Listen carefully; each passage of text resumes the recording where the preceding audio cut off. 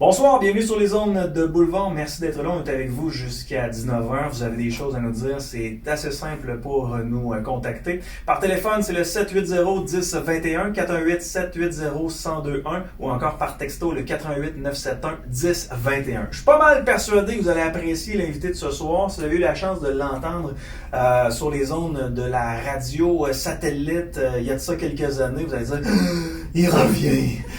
Quelques petites apparitions comme collaborateur dans d'autres stations de radio, mais ils sont assez fous qu'ils l'ont laissé partir. Mais attends un peu, moi je suis un vieux loup. Je le sais quand les gens sont bons, je le sais quand ils sont peut-être un peu moins. Et je me suis dit, tiens, je vais l'inviter. Puis là, il y a eu le malheur d'accepter, ce qui fait en sorte qu'il est devant moi ce soir. Doc Boucher, Denis Boucher, merci d'être là. Hey, merci pour l'invitation, c'est vraiment le fun. Je vous ai connu il y a de ça quelques années sur la radio satellite. Ouais. Puis, écoute, dans la voiture, Denis, quand je vous écoutais, puis ma conjointe de l'époque avait le malheur d'être dans la voiture, à se demander qu'est-ce qui se passait, parce que vous avez un franc-parler qui est hors du commun. Moi, c'est un franc-parler qui est extrêmement direct. Puis, c'est ce que j'apprécie des individus qui ont des choses à expliquer aux gens ordinaires, comme vous et moi. T'sais, pas des gens qui essaient d'utiliser des mots compliqués pour avoir de l'air intelligent. Vous avez des propos dans un langage correct que monsieur et madame tout le monde peut comprendre. Ben, je pense que j'ai eu l'avantage d'être un bon vulgarisateur scientifique. Ouais. Ça, je crois que c'est mon avantage. Et je me suis dit, tant qu'à faire une business, pourquoi pas la faire avec ma personnalité? Exact. Les gens qui vont vouloir faire affaire avec moi, c'est des gens qui vont comprendre le langage. Les autres vont s'en aller tout simplement. Ouais. Donc, j'ai créé ma niche de clients. Tu sais, tu peux pas être tout pour tout le monde dans la vie. Faut que tu dises, ben moi, ma personnalité, je suis comme ça, je parle direct. Si tu écoutes mes podcasts, c'est mon gros téléspectateur, ma grosse téléspectatrice, sois le bienvenu. Ouais, c'est direct un peu. C'est direct un peu, mais les gens aiment ça parce qu'il y en a qui aiment le sarcasme, ils comprennent le double langage. Il y en a qui ne le comprennent pas, puis tant pis, allez ailleurs. Hein. Exact. Mais comment t'en es venu, Denis, à utiliser ce genre de vocabulaire-là pour rejoindre les individus? Ça sort de l'ordinaire? C'est pas les choses que tu entendais, mettons, dans les années 80, dans les années 90? Non, pas du tout. Écoute, je crois que ça a commencé sur les ondes de XM. Mais à l'époque, quand Jeff avait Radio Pirate, moi j'ai commencé avec. Oui. Je faisais des chroniques. Et à ce moment-là, après ça, quand il s'est occupé de XM, je suis embarqué sur XM. Puis je me suis dit, bon, ça va être quoi mon style? Ouais. Fait que le podcast, c'est le petit monde scientifique du Doc Boucher. Puis mon introduction, c'était mon nom n'est nul autre que le fantastique, le merveilleux, l'extraordinaire et le tout-puissant. Et il était important pour vous de savoir à ce moment-ci que je suis le seul homme dans l'univers à pouvoir répandre la divine parole d'exercice. Et là, ça a comme créé un monde. Ouais. Puis là, j'avais du feedback parce que là, tu te souviens que XM, ça diffusé francophone, pan-canadien, Oui. même aux États-Unis. C'était aux États-Unis aussi? Ouais, moi, j'avais des gens de la Californie qui descendaient Ouais. pour faire des tests dans mon laboratoire à l'époque. J'avais des gens de la Colombie-Britannique, de partout au Canada, parce que là, le style accrochait. Puis les gens rigolaient, les gens avaient du fun. Comme on se parlait hors studio, 15 ans plus tard, on m'en parle encore. Puis surtout de mon épisode où je disais, bon, mon téléspectateur, pour toi, je recule devant rien. Aujourd'hui, je suis allé observer le gros dans son milieu naturel, le restaurant. Et ça, 15 ans plus tard, on m'en parle encore. Okay. On disait comment ça a pleuré, comment les gens riaient, pleuraient. Tu sais, c'était vraiment le fun. Ouais. Puis l'impact est bizarre. Je te donne un autre exemple.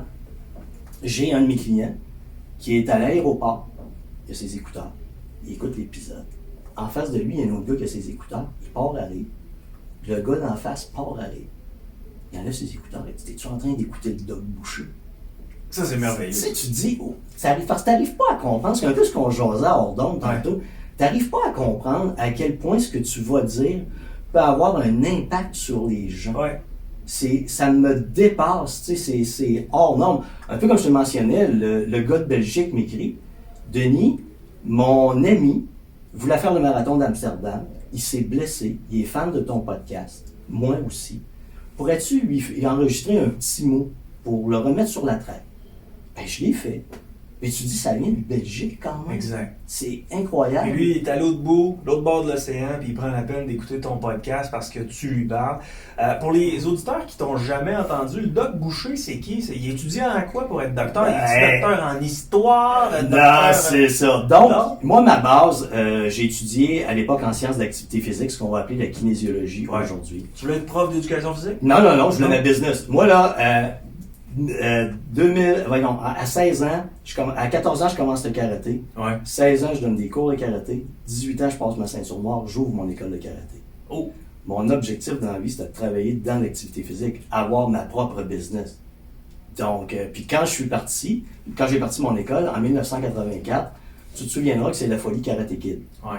Donc, moi, quand j'ai ouvert mon école, qui était à l'île d'Orléans, ben, le premier soir où je m'attendais à avoir personne, j'avais 120 personnes qui faisaient la file. T'avais 120 personnes à l'île d'Orléans? À la porte d'entrée, là. Ouais. Fait que je donnais des cours de karaté pour enfants, des cours de karaté pour adultes, des cours d'autodéfense et je donnais des cours de conditionnement physique dirigé.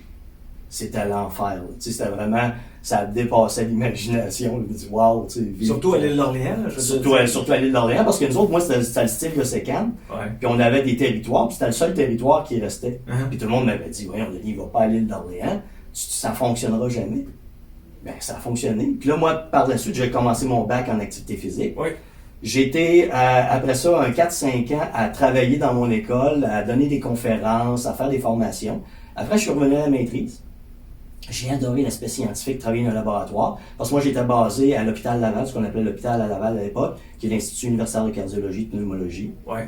Fait que j'ai fait ma maîtrise. C'est que là, j'ai commencé à analyser l'humain, le brancher sur des appareils, voir comment il réagit quand il est stressé. Comme une petite souris. Comme une petite souris. Voir comment il réagit quand il pense différemment, sous stress, sous pression. Voir comment il réagit à l'effort de haute intensité. Là, c'est là que j'ai commencé à analyser les métabolismes. Ouais. Au repos, à l'effort. Et j'ai trouvé ça passionnant. Après, je suis rentré au doctorat. Donc, le doctorat, je suis allé en médecine expérimentale. Moi, je suis docteur en médecine expérimentale. Donc, c'est la recherche médicale. Je ne suis pas médecin. Je ne fais pas de pratique médicale. Mais est-ce qu'on a le droit de t'appeler Doc Boucher? Tu peux m'appeler Doc Boucher, mais au Québec, partout ailleurs dans le monde, si je vais ailleurs dans le monde, on va m'appeler docteur. Ouais. Au Québec, comme j'ai un doctorat, un PhD, je ne peux pas mettre le titre de docteur en avant de mon nom. OK. Comme tu le vois sur mon site, tu vois Denis Boucher, docteur en médecine expérimentale.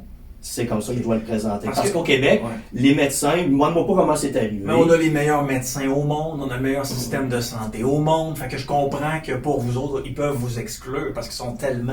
Non, mais je pense pas que c'est ça. Je pense qu'à l'époque, c'était fait pour pas que les gens... Parce que les gens n'étaient pas familiers avec les notions que quelqu'un qui a un PhD, c'est un docteur. Puis, peut-être qu'il voulait éviter la notion de fraude ou quoi que ce soit. Donc, mais tu sais, moi, je me suis jamais présenté comme un gars qui fait de la médecine. Je suis un gars qui fait de l'exercice du métabolisme. Mais t'étudies en médecine expérimentale. Ouais, ben moi, c'est mes bases. Doctorat là-dedans. J'ai mon doctorat. Mes bases ont été beaucoup de cours de médecine, de physiologie, de biologie, tout ce que tu voudras. Mais mon intérêt, moi, était vraiment la connexion cerveau-corps. Okay. Mais je savais pas qu'il y avait une twist. Ben, en fait, je savais qu'il y avait une twist, mais je savais pas c'était quoi exactement. Parce que moi, je me disais, ben, quelqu'un qui a son doctorat peut se faire appeler docteur. Mais au Québec. Je me dis, pas au Québec. Au Québec. Partout ailleurs dans le monde, je vais aller à Toronto, en Ontario, je vais aller aux États-Unis, j'arrive avec un PhD, tout le monde m'appelle docteur. OK. Mais pas ici. Mais pas ici, j'ai pas le droit. Ben non, t'as pas le droit. On est meilleurs. On est les meilleurs! Là, fait que là, toi, tu t'es intéressé au corps humain, tu tripais sur le laboratoire, tu étais faire ton doctorat. Par la suite, tu as vendu ton école de karaté. Mon école de karaté s'est vendue alors que j'avais 25 ans. Ouais. C'est là que tu es devenu millionnaire. Ouais, absolument. Écoute, oui, j'aurais pu prendre ma retraite là, tu sais ça. Mais par la suite, quand j'ai terminé mon doctorat, moi à l'époque, en même temps, j'ai rencontré mon collègue qui était François Wittom. Il était peut-être connu, Wittom et Boucher à l'époque. Ben oui. On avait les Flyers de Philadelphie. Fait que moi, quand j'ai terminé mon doctorat, François finissait sa maîtrise. Nous, on a ouvert une business qui s'est appelée Wittom et Boucher. Et on a acheté le premier laboratoire de physiologie portable au monde qui sortait à l'époque. Et c'est là que les Flyers de Philadelphie ont appelé, c'est François qui a répondu. Ils ont dit, hey, nous autres, on aimerait faire des tests sur glace. Êtes-vous capable? Fait que mon partenaire François est dans mon bureau, il me dit, on n'a pas ça, nous autres. Non, tu dis oui. Tu réfléchis pas, tu dis oui. On a ça. Tu dis oui, puis après ça, tu réfléchis. Fait que moi, je l'ai fait j'ai fait les Flyers pendant un bout. Puis François, je pense qu'il fait encore les Flyers aujourd'hui. Tu as côtoyé les joueurs des Flyers? Ben oui. À qui j'ai testé.